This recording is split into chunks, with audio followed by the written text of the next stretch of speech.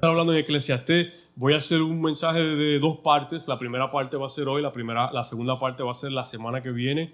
Luego al final le hago unos anuncios, pero va a estar siendo de dos partes y es muy importante. El tema de hoy se titula Manejando la vanidad del hombre. Y manejando la vanidad del hombre vanidad básicamente es el tema del libro. El libro de Eclesiastés lo encuentran por ahí, si abren la Biblia en el medio más o menos, está por ahí cerca de Salmos, cerca de Proverbios, por ahí lo pueden encontrar. Y cuando menciono la palabra hombre, obviamente no me refiero solamente al género masculino, me refiero al ser humano, a la creación de Dios. La vanidad del ser humano, nosotros usamos la palabra vanidad como para resaltar orgullo. Esa es nuestra manera de decir vanidad. Ese es un vanidoso, todo es vanidad. Pero la Biblia en este momento no lo refiere así necesariamente. Claro, incluye orgullo, pero no es solamente orgullo. La palabra vanidad que se está usando aquí en Eclesiastés es hebel o hebel, que es H-E-B-E-L. Y esto quiere decir algo vacío o algo que es insatisfactorio, algo que no trae satisfacción. Eso está hablando de la vanidad. Ahí luego lo buscan bien, hebel. Y vamos a ver ahora cómo el autor usa esta palabra, usa esta frase, de manera que nos podemos identificar con eso. Y insatisfacción es algo que todos tenemos que manejar en esta vida. En algún momento u otro, ¿quién no ha manejado una desilusión? Algo que te trae insatisfacción. ¿Quién no ha manejado esto, verdad? ¿Quién no ha manejado un corazón roto? ¿Quién no ha manejado un problema de pareja, de jefe, de compañero, de hijos? ¿Quién no ha manejado el silencio de Dios? A veces el Señor, nosotros estamos, a veces nosotros estamos esperando que el Señor nos hable y nos diga, pero el Señor no nos habla y estamos manejando ese silencio. Eso también es parte del plan de Dios y eso también crea a veces insatisfacción. Señor, mira que se está rompiendo el techo de mi casa y el techo sigue liqueando. ¿Y el Señor qué hace? ¿Qué dice? ¿Cómo manejamos eso, verdad? El profeta, el autor tuvo que manejar esto también. Y este libro es bien interesante porque él describe todo esto. Este libro de Eclesiastés, vemos que Salomón fue el que lo escribió. Al principio él dice el autor, el hijo del rey, Salomón, el hijo de David, el tercer rey de Israel. Y también podemos ver y entender que él fue un hombre igual que nosotros, un ser humano igual que nosotros. Él no tuvo nada especial en su identidad, que era rey, que tenía riquezas, que tenía poder, pero fuera de ahí dolía, sentía, padecía, creció, murió igual que nosotros. Esto nos ayuda a entender entonces que este libro lo escribió un hombre, un ser humano, y por todo lo que pasó, ¿verdad? Para darles un poco de contexto rapidito, la palabra Eclesiastés significa el que habla en la asamblea. Si escuchamos la palabra iglesia viene de la palabra eclesia, que quiere decir reunión, asamblea, eclesia, de ahí sale otra palabra iglesia. Entonces Eclesiastés es el que habla en esa congregación, el que habla, el predicador, que dice ahí, y ahora vamos a hablar de eso. Entonces, para que tengan contexto, Salomón murió en el año 930 antes de Cristo. Y según los historiadores, este libro se escribió en el año 935 antes de Cristo. O sea, que el libro lo escribió justo al final de su vida. Entonces, la sabiduría que nos da aquí es la sabiduría de un hombre que había vivido todos estos años hablando, viviendo, y de qué manera vivió. Acompáñenme, si pueden, a Eclesiastés 1. Y voy a leer del 1 al 5 para arrancar. Eclesiastés 1, del 1 al 5, estoy leyendo de la versión Reina Valera 1960. Palabras del predicador, hijo de David. Bendiciones. Hey, ¿cómo estás? Adelante, estamos arrancando, no se preocupe. Adelante, qué bueno verla. Bendiciones. Estamos arrancando, no se preocupe. Entonces vamos a leer en Eclesiastés primero, 1:5, versículo 1 y 5, dice: palabras del predicador, hijo de David, rey en Jerusalén. Y mira cómo dice el versículo 2: vanidad de vanidades.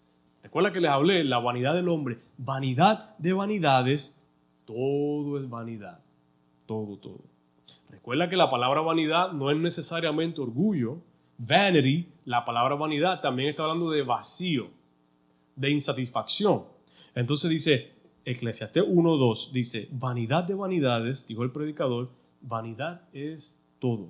El 3, ¿qué provecho tiene el hombre de todo su trabajo con que se afana debajo del sol?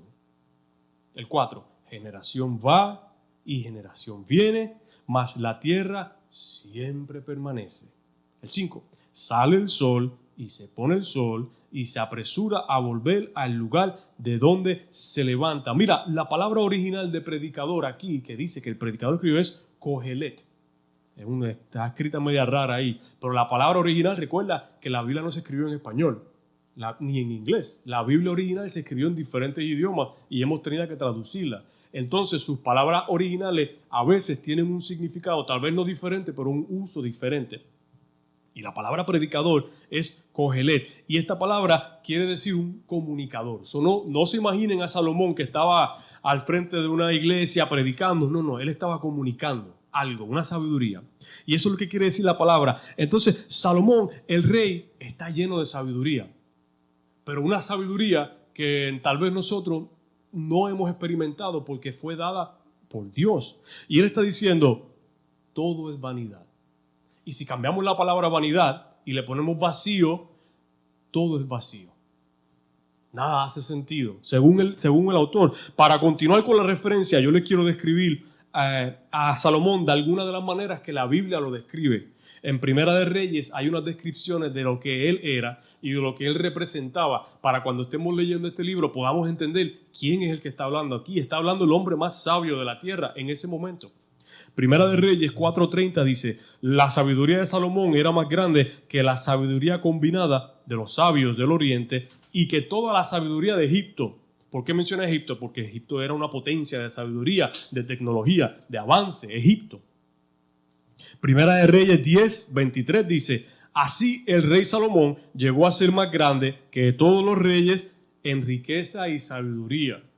Esa era la expectativa de lo que era Salomón en ese tiempo. Eso es lo que pensaba la gente en ese tiempo de lo que era Salomón. Y Primera de Reyes 11:3 dice, tuvo 700 esposas. ¿Cómo? Tuvo 700 esposas que eran princesas y 300 concubinas. Todas las mujeres hicieron que su corazón desviaran. ¿Qué eran esposas? Esposas eran esposas, como vemos. ¿Y qué eran concubinas? Bueno, concubinas era una mujer tal vez que estaba con él, que tenía ganancia en su reino, pero no tenía el estatus de esposa. Alguna gente le dicen que eran como unas amantes. No eran amantes porque no eran en secreto. Si él iba a una guerra, si él ganaba un botín o algo, alguna de las princesas, alguna de las mujeres que quedaban, entonces se iban a lo que era el reino de él. Eso también hablaba el dinero de él, porque para tú tener todo eso tienes que poder mantenerlas también. No es que tenías que tener un castillo, una casa para ellas. 1000 mujeres en total. Hermano, una.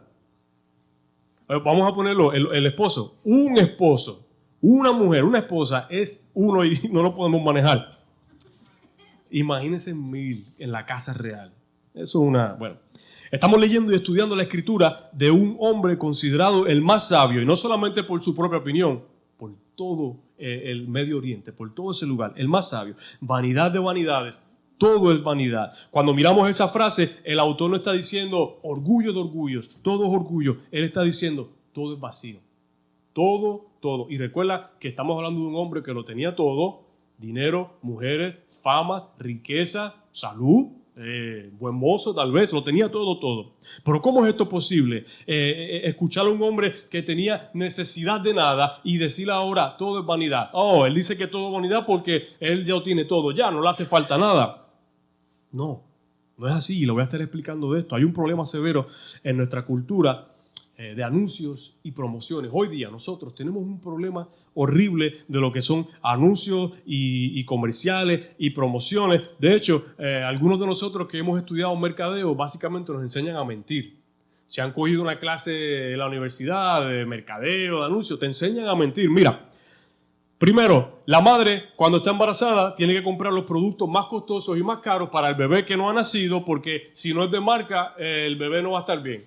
Si la medicina no es la marca cara, si la ropa no es de diseñador, entonces el bebé no va a lucir bien, no va a estar bien. Segundo, el bebé ya creció, ahora el bebé necesita tener juguetes, pero si no compra el juguete que están anunciando, Entonces ese juguete no es bueno.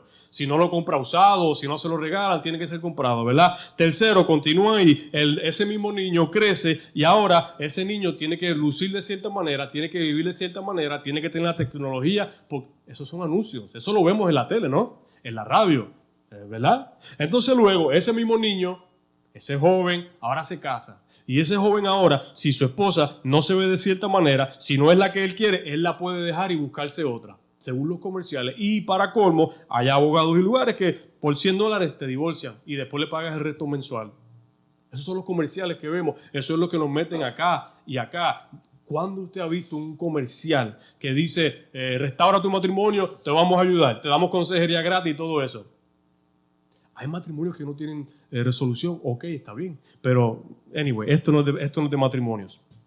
Y así sucesivamente, la vanidad que menciona Salomón, lo que él está diciendo, ese vacío, él está diciendo, nada me llena, nada de lo que veo por ahí, nada de lo que venden, pero ¿por qué? Porque ya él experimentó tener todo, ¿verdad? David tuvo un romance prohibido con Betsabé cuando ella estaba aún casada. Esa es la mamá de Salomón. Mira esto, Salomón creció, nosotros pensamos que creció con todo, ¿verdad? Tenía casa, carro, iPad, todo esto, ¿verdad? En este tiempo. Pero mira cómo creció Salomón. Salomón primeramente fue producto de una relación adúltera.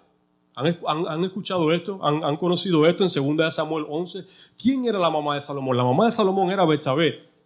¿Recuerdan? David se supone que estuviera en la guerra, pero no se fue a la guerra. Se quedó básicamente de vago, de ocioso, porque los reyes, dicen, en esos tiempos los reyes tenían que estar con su ejército en la guerra. David no fue. Y al no ir, se le llenó los ojos de otras cosas. Y vio una mujer hermosa, la Biblia dice que era hermosa, eso tenía que ser hermosa. Vio una mujer hermosa, hizo lo que tuvo que hacer y quedó embarazada. Y guess what? Asegúrate que ella estaba casada. David manda a matar al esposo. Ok, todo eso pasó, ella quedó embarazada, el niño lo pierden, después vuelven a hacer otro, Salomón.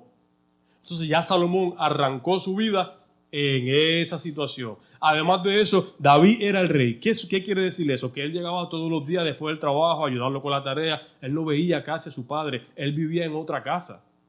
Las esposas, las concubinas, a veces vivían en diferentes lugares. Él no creció con el amor de padre. Él no creció. ¿Dónde la Biblia dice que ellos tenían una relación y se querían y se ayudaban? En ningún lugar dice eso. Además de eso, al final, cuando está muriendo David, Betsabé, básicamente la mamá de Salomón, lo ayuda a mentir, lo ayuda a hacer diferentes cosas para robarle el trono a su hermano, que era mayor. En estas condiciones crece este muchacho que se convierte en rey. Entonces él dice, todo es vacío, pero también hablamos de la experiencia que estuvo viviendo. La madre de Salomón, esta mujer también estaba un poco trastornada. Entonces esto habla también de que nosotros, lo que nos dan de niños, cómo crecemos, afecta a lo que somos de adultos. Esto es muy importante entenderlo también. ¿Qué provecho tiene todo este trabajo que hacemos? Dice Salomón en el versículo 3. Salomón no está diciendo que no trabajemos. ¿Qué provecho tiene todo esto? Él no está diciendo quédate en tu casa y no trabajes, de ninguna manera. Él está diciendo cuando nosotros nos afanamos tanto en el trabajo y le damos toda esa prioridad, ¿de qué vale? Si hay un límite para pagar los biles, hay un límite para comer, hay un límite, y el resto, ¿por qué seguir trabajando y trabajando y trabajando? En ese mismo primer capítulo, este autor Salomón nos explica que él se dedicó a consumir. Él era un consumidor, a buscar sabiduría, a mirar las cosas a su alrededor. Pero si miramos el capítulo con detenimiento, hay algo que él no menciona, que él estaba buscando. Él no se dedicó a buscar a Dios. En ese capítulo no dice, y me dediqué a buscar a Dios. No, él dice, me dediqué a buscar sabiduría. Me dediqué a buscar lo que significa las cosas alrededor mío. En el estudio de teología existe un concepto que es la revelación general y la revelación especial. Hay dos tipos de revelaciones que el Señor nos da. La revelación general es algo que todos tenemos. Los árboles, el agua, el sol, el amor. Esas son cosas que todos vemos, que todos sentimos, que es una revelación general de Dios. Todas esas cosas nos dicen, hay un Dios, la revelación general. La revelación, tengo aquí, el Salmo 19 dice, los cielos, el Salmo 19, comenzando en el 1, dice, los cielos cuentan la gloria de Dios y el firmamento anuncia la obra de sus manos. Revelación general, ¿verdad? Los cielos, el agua, todo eso nos habla de que hay un Dios. La naturaleza nos habla del Creador. Y la revelación especial es aquella para los que hemos aceptado al Señor, que queremos buscar más, que queremos conocer más. La revelación general es la palabra. Y esa no todo el mundo la recibe porque no todo el mundo ha creído en el Señor. No todo el mundo busca de Dios. No todo el mundo tiene el Espíritu Santo cuando acepta al Señor. Esa es la revelación especial. ¿Por qué les digo esto? Salomón al principio de su reinado posiblemente estaba operando con la revelación general. Porque hay personas que dicen, pero él creía en Dios. Él habló de Dios, pero hay una revelación general que nos dice que hay un Dios, pero eso no quiere decir que tú conoces a Dios personalmente. Eso no quiere decir que ya tú sabes quién es Dios, que confías. No, tú entonces estás reconociendo que hay un Dios creador, pero hay una revelación especial que se requiere un paso más. Se requiere yo querer buscar, yo querer conocer, y es obvio que esa revelación todavía él no la tenía. Luego toda esta búsqueda y de vivir esta vida en lo alto y a todo dar, mira lo que dice los versículos 17 y 18 de ese primer capítulo. Y dediqué mi corazón a conocer la sabiduría y también a entender las locuras y los desavarios. Conocí que esto es aflicción de espíritu. El 18 dice, porque en la mucha sabiduría hay molestia, y quien añade ciencia o conocimiento, añade dolor, añade tristeza. En otras palabras, me dediqué a buscarle sentido a vivir una vida llena de cosas en donde no encontré el sentido.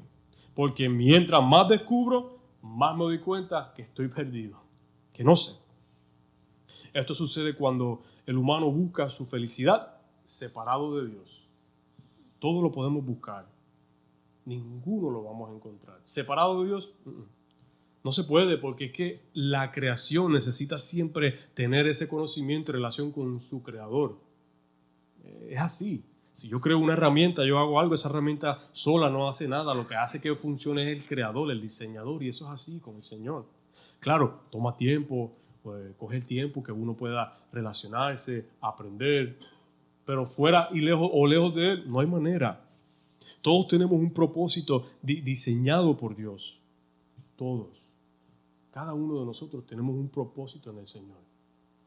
Tal vez, como les he mencionado, tal vez no todo el mundo va a coger un micrófono y cantar y hablar, pero no todo el mundo sabe arreglar paredes y cosechar y todo, ¿verdad? Entonces, todo lo que somos colectivamente nos ayudamos.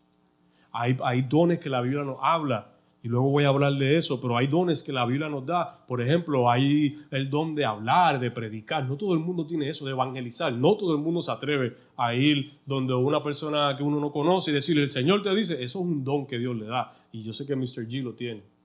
El don de hablar, de predicar, de compartir esa palabra, de evangelizar. Todos tenemos un propósito. Y por más simple que sea nuestro propósito, igual tenemos el propósito de cuidar nuestra alma y cuidar nuestra familia. Ese propósito lo tiene todo el mundo. Cuidar mi alma y cuidar mi familia. Cada palabra que escuchamos, cada mensaje debe tener dos cosas como mínimo. Todo lo que yo digo aquí debe tener como mínimo dos cosas. Lo primero es que debe tener a Cristo como centro. Si nosotros escuchamos una palabra en algún lugar que no tiene a Cristo como centro, pues es una buena motivación tal vez, un TED Talk, como hemos escuchado por ahí, ¿verdad? Es una buena motivación, me siento bien, pero si no habla de Cristo como centro, pues no es una palabra de Dios. Y segundo, nos debe acercar más a Cristo. Entonces, la palabra debe tener esto. Salomón no conocía a Jesús. Él si habría estudiado lo que era el Torá, ¿verdad? Lo que eran los primeros 5 libros, la ley, pues él hubiese entendido que habían profecías acerca de una persona que iba a libertar y sanar y todo, pero él no conocía todavía a Jesús. Recuerda, él vivió aproximadamente 950 años antes de Cristo. Y mira lo que dice Primera de Tesalonicenses 6:17. Estén siempre alegres, oren sin cesar y den gracias a Dios en toda situación. Todo lo que hablamos, todo lo que hacemos, todo lo que planificamos, siempre nos debe llevar a la base en Cristo. No podemos olvidar ese detalle, no podemos olvidar ese hecho. Es que hemos intentado, es que yo sé, hemos intentado hacerlo sin Él y no funciona. Siempre hay algo porque falta. Yo recuerdo una vez hace mucho tiempo, yo no recuerdo cuántos años tenía, 10 o 11 o 12, me envolvieron en una situación como de santería y me hicieron mirar a un señor ahí que le leía el futuro, las cartas, yo no sé qué. No me lastimaron ni nada, gracias a Dios. Pero el señor ese me dijo, juega un número. Y yo dije, ok, yo tenía 12 años. Y juega un número ahí. Y yo, ok, ¿qué número? Yo recuerdo siempre, él me dio el número 118. Para jugarlo yo vivía en Puerto Rico ese tiempo, el Pega 3. Me dio el 118. Y yo tendría, qué sé yo, los únicos $20 que tenía, se los metí al 118. ¿Y saben qué número se dio? El 117. No les miento. Yo pensando en esto hoy, o cuando hacía esto, decía, wow, es que el enemigo se acerca y se parece, pero nunca llega a lo que es Dios. Él nunca va a ser perfecto como Dios. Pensando en eso. ¿Han escuchado la persona esta que se llama Joe Rogan? Joe Rogan, ¿han escuchado? Él tiene el podcast más grande del mundo, hace entrevistas y hace todo esto más grande en el mundo. Y yo lo he escuchado a él en el pasado, tiene muchas entrevistas muy interesantes y me parece interesante que hace un tiempo atrás él tuvo una entrevista y por los que no saben, él era bastante mega, ultra, uber liberal. A él le gusta conocer de todas las religiones, le gusta saber de todo, él argumenta su punto de vista, él no se va por un lado por obligación, él ha resultado ser de esa manera.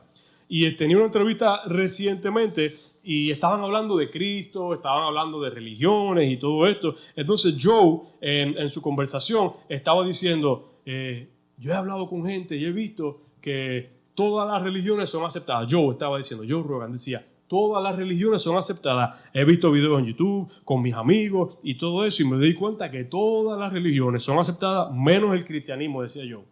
Joe Rogan decía, no entiendo por qué el cristianismo lo odian, lo burlan, no lo quieren. Si hablas que eres cristiano, eres odiado, o eres homofóbico, o lo que sea. Y el entrevistador, que era cristiano, le dijo, por Cristo. La diferencia lo hace Cristo, Joe. En toda esa ecuación que tú dices, en todas esas religiones, no está Cristo. Pero cuando Cristo viene a la ecuación, todo eso cambia. Él se quedó pensando, tuvieron una conversación muy interesante. Pero es que es la realidad. El que cambia todo es Cristo. Todas las religiones tienen un Dios, tienen un profeta, tienen diferentes cosas, pero no tienen a Cristo. Recuerda que les dije la base de esto y lo que Salomón todavía no tenía era ese concepto, Cristo. Todavía no lo tenía. Por más bienes y conocimiento que Salomón tuviese, no tenía el conocimiento de Cristo. Nosotros somos bendecidos, que lo tenemos libremente, gratis, por ahora. Mira lo que dice Lucas 12:48 y estoy buscando la manera de cerrar ya. Pero el siervo que no sabe lo que el patrón quiere y hace algo que merece ser castigado, recibirá menos golpes. Se espera más del que se le ha dado más. El que tiene más privilegios tendrá más responsabilidad. Creer en Cristo, conocer a Cristo, crea demanda en nosotros, crea responsabilidad. Y dice, a el que más se le ha dado, más se espera de él. Qué interesante ese concepto. El que más tiene que dar, más tiene que ayudar. Manejando la vanidad del hombre. La vanidad del hombre es tanta que no solo pensamos que lo podemos hacer todo, pensamos que no hay nada que Dios me pueda enseñar. Imagínate qué tanta vanidad tiene el hombre. Usted, yo, nacemos con esa vanidad. Mi niño de 3 años se cree que puede hacer las cosas mejor que yo. Esa es la vanidad del hombre. Yo le tengo que enseñar como Dios me enseña a mí. La vanidad de nosotros es tanta que pensamos que no solamente nadie me tiene que enseñar nada, yo lo puedo aprender solo, lo puedo hacer solo. Yo no puedo hacerlo solo, yo necesito la palabra. Mira, yo necesito memorizarme la palabra. Filipenses 4:13, todo lo puedo en Cristo que me fortalece. Colosenses 3:23, y todo lo que hagas, hazlo de corazón para que agrades al Señor. Esto es muy importante, aprender palabra, memorizar esto, practicarla. Hermanos, esto es lo más importante que tenemos. En el segundo capítulo, estoy buscando la manera de cerrarle, en el segundo capítulo de Eclesiastés, si lo leen luego, que les exhorto a que lo hagan, Salomón describe cómo para él poder sentir algo diferente, él quería un high diferente, él quería poder experimentar todo. Para hacer algo diferente, sobrenatural, él decidió probar todo lo que el mundo ofrece. Todo. Mujeres, tal vez droga, dinero, vino, todo. Guess what? ¿Saben qué? Peor se sintió al final. Probando todo lo que el mundo ofrece, Salomón se sintió peor. Él lo escribe en el segundo capítulo. Pérdida de tiempo y dolores fue eso. Qué interesante, al final dice, todo eso fue una pérdida de tiempo, todo eso fue dolores. Qué horrible vanidad. Y si cambiamos la palabra vanidad por vacío, qué horrible vacío sentí. El hombre que tenía todas las mujeres, todas las riquezas, todo. Y si nos movemos al capítulo 3, que con esto es que quiero terminar, que es posiblemente el más conocido, el primer capítulo nos habla de un hombre que lo tenía todo y quería hacer algo. El segundo capítulo dice, vamos a intentarlo. Si el vino es lo que me da felicidad, vamos a tomar vino. Si la comida, vamos a comer. No dice nada de Dios, dice sabiduría. Y en el capítulo 3, que si lo tienen, lo buscamos ahí, en el capítulo 3 él se da cuenta de que todo tiene su tiempo y su propósito. Esto es muy importante. Mira lo que dice Eclesiastés 3:1. Todo tiene su tiempo y ya ustedes saben que le puede decir, todo es que, todo es todo. Él no dice, la felicidad tiene tiempo, no, todo.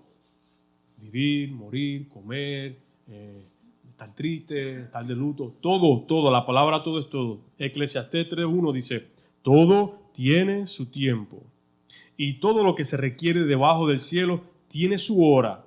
El 2, tiempo de nacer, tiempo de morir. Tiempo de plantar y tiempo de arrancar lo plantado. Tiempo de matar, tiempo de curar, tiempo de destruir, tiempo de edificar. Mira lo que dice el 4. Tiempo de llorar. ¿Cómo que de llorar? Tiempo de llorar. Todo tiene su tiempo. Tiempo de llorar, tiempo de reír, tiempo de enderezar y tiempo de bailar. Bailar es felicidad. El 5 dice, tiempo de esparcir piedras y tiempo de juntar las piedras, tiempo de abrazar, el tiempo de abstenerse, tiempo de buscar y tiempo de perder, tiempo de guardar, tiempo de desechar. El 7 dice tiempo de romper y tiempo de coser. El 8 dice tiempo de amar, tiempo de aborrecer. Qué concepto, ¿eh? El 9 dice, ¿qué provecho tiene el que trabaja tanto, que se afana de eso? Si todo tiene su tiempo. Nosotros apresuramos nuestro tiempo. La vanidad del hombre es pensar que el tiempo es ilimitado. La vanidad del ser humano es pensar que el fin no va a llegar. Y como el fin no va a llegar, no me tengo que preparar, no tengo que decir te amo, no tengo que decir perdón, te extraño. La vanidad del hombre es pensar que lo puede hacer todo porque no hay límite y todo se puede y todo. Esa es la vanidad del hombre. No tenemos que tocar el fondo de la botella o volver a tocar el fondo si ya lo hemos tocado para aprender lo que Dios nos quiere enseñar. Eclesiastés 3, el mismo. ¿En qué tiempo estás? ¿En qué tiempo estamos? Para ir cerrando, ¿en qué tiempo estamos? Si la Biblia me dice que hay tiempo para todo, ¿en qué tiempo estamos? ¿En qué andamos? ¿Estamos acercándonos a Dios o alejándonos a Dios? ¿Estamos creyéndole o dudándole? Si todo tiene su tiempo, ¿en qué tiempo estamos nosotros ahora mismo, personal? Estamos esperando en Dios. No es coincidencia que Dios nos deje esta palabra con estas explicaciones. De ella podemos aprender. La palabra no me dice hay tiempo de todo y lo deja ahí. La palabra me explica de qué hay tiempo y el por qué. Me está explicando. ¿Por qué? Para que yo estudie, aprenda.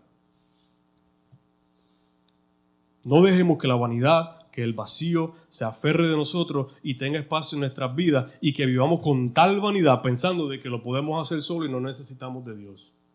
Y no solamente de Dios, de mi familia, de mis hermanos. Solo no se puede. Solo no se puede. Ayer, un grupo de nosotros, y estoy cerrando ya con esto, fuimos a ministrar a unos hermanos en un Home Depot en Orlando. Le llevamos unas comidas, unas cosas, y antes de salir, oramos acá afuera. Hicimos una oración y todo. Pero yo cuando venía de camino acá, temprano en la mañana, le tomé una foto a algo que vi y se la mostré. Hay una iglesia por allá y ellos estaban celebrando un velorio. Y en el velorio se veía el carro, ¿cómo se le dice? El coche fúnebre y se veía que estaban preparándola, tal vez la foto. Entonces, cuando estábamos orando, yo se lo mostré a los hermanos y les dije, mira, nosotros vamos a bendecir, vamos a ayudar, pero hay tiempo de todo. Y esta gente están pasando un luto ahora. Esta gente van a enterrar un ser querido, esta gente van a sufrir, pero ¿sabes qué? Ese es el tiempo de Dios, todo tiene su tiempo. Eso no es ni un pecado, ni una mala paga de algo, es que es el tiempo de Dios. ¿En qué tiempo estamos nosotros? ¿De qué es tiempo para ti? Cada uno de nosotros sabemos de lo que Dios nos está llamando a hacer. ¿verdad? Si viene un profeta a decirme algo, un profeta me confirma lo que Dios ha puesto en mí, ¿verdad? Pero Dios nos habla a nosotros también. Termino con esto. Nosotros tenemos la oportunidad de acercarnos a Dios y de preguntarle directamente, ¿qué hago? ¿Qué necesito? Estoy en tiempo de esto, pero estoy confundido. Tenemos que sacar tiempo, valga la redundancia, tenemos que sacar tiempo para comunicarnos con Dios de manera personal y preguntarle y decirle, ¿qué? ¿De qué es tiempo? ¿De qué es mi tiempo? ¿Qué estoy haciendo? O si llevan en espera de algo, Señor, ¿cuánto tiempo? A Dios no le molesta que le preguntemos.